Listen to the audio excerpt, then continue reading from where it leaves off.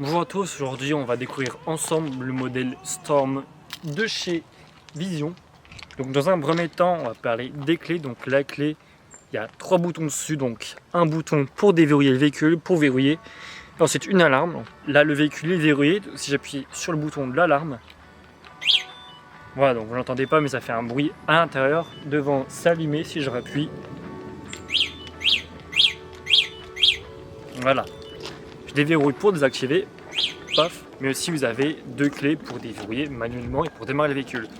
On va faire rapidement le tour du véhicule. Donc comme pour voir la face avant, nous on l'a pris en configuration blanche, blanc et noir, d'où le nom modèle Storm qui fait penser au casque des Stormtroopers dans Star Wars.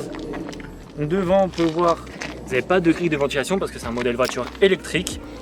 Vous avez là toute une barre LED qui s'allume quand vous allumez le véhicule. Et là, les feux, vous avez tous les feux qui sont similaires aux feux des voitures standards, les clignotants, bref, tout ce qu'il faut, feux de brouillard, etc. Juste ici, vous avez des jantes. Oh, voilà. Les jantes, c'est pas du plastique, c'est de l'aluminium. On se dirige un peu plus vers l'arrière. À l'arrière, vous pouvez voir, c'est l'onglet de contour des vitres en noir et le bas de caisse en noir. Ici, un emplacement pour mettre évidemment la plaque. Vous avez les clignotants, une barre de LED ici qui s'allume en rouge comme les voitures, les clignotants et les feux arrière.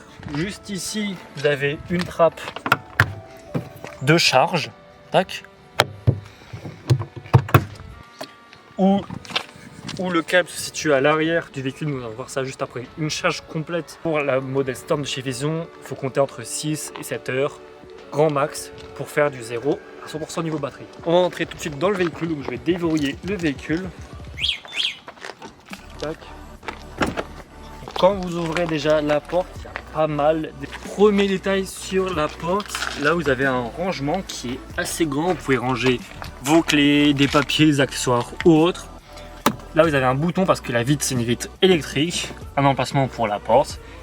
Et voilà, et là, qualité tout le long. Voilà, moi je suis assez grand, je fais 1m90 et franchement j'ai de la place en haut, notamment en haut. Comme vous pouvez voir, vous avez un toit ouvrant ici qui est assez grand. Pour l'ouvrir, c'est juste ici. Voilà, vous avez pas mal d'espace pour le fermer. C'est juste ça. C'est simple, si vous êtes en été ou si vous avez chaud, vous avez juste à l'ouvrir. Mais aussi derrière, vous avez pas, vous avez une vitre arrière, tac, manuel. Juste là, vous avez aussi pas mal d'espace. Et pour le fermer, c'est exactement pareil. Et juste ici, vous avez une lumière, simple, tac.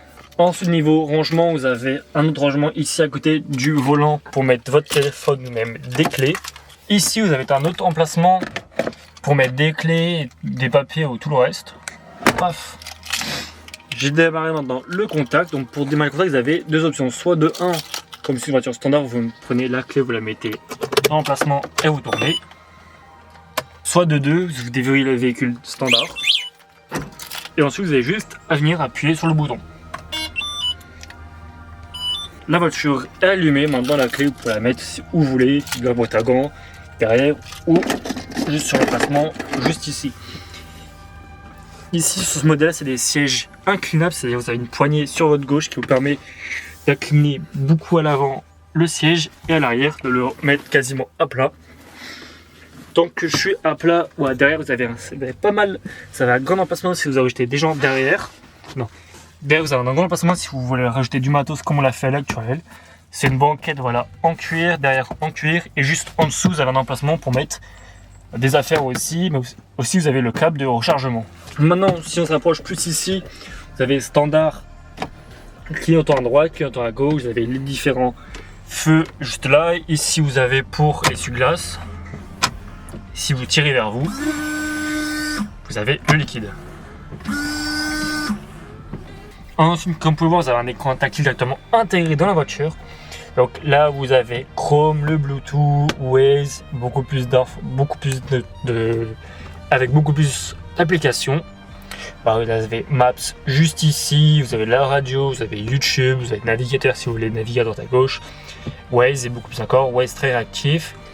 Juste ici, c'est l'écran. Ici, comme vous pouvez voir, vous avez l'indication de la batterie.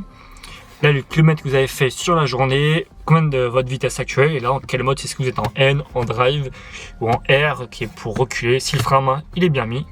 Et quand vous mettez vos feux de détresse ou n'importe quel feu, vous avez les boutons sur les portières qui sont allumés, mais aussi le panel de contrôle ici qui est allumé. Comme vous pouvez voir là, je déverrouille, je ne mets pas les lumières, là je mets les lumières, donc c'est plutôt stylé.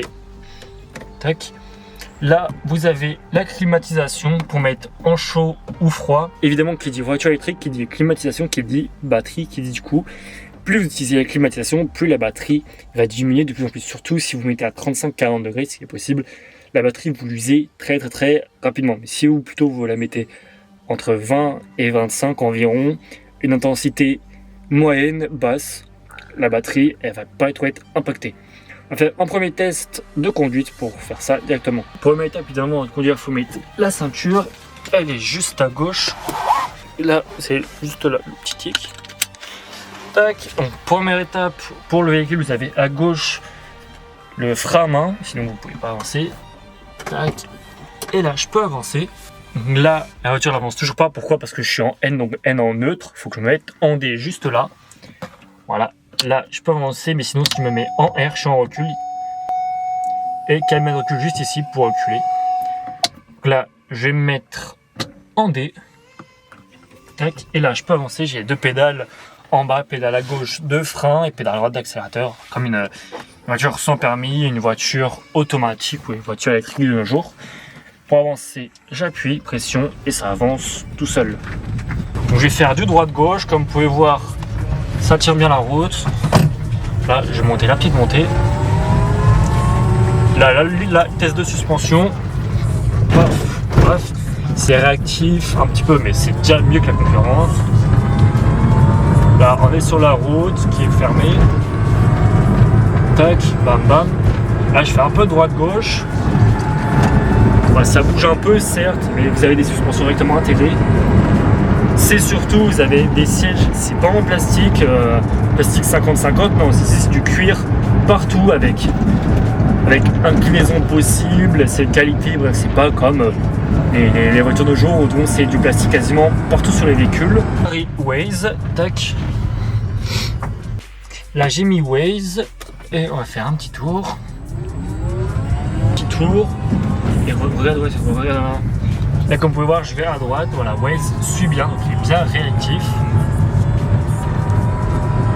à tout ce que je fais. Et c'est nickel.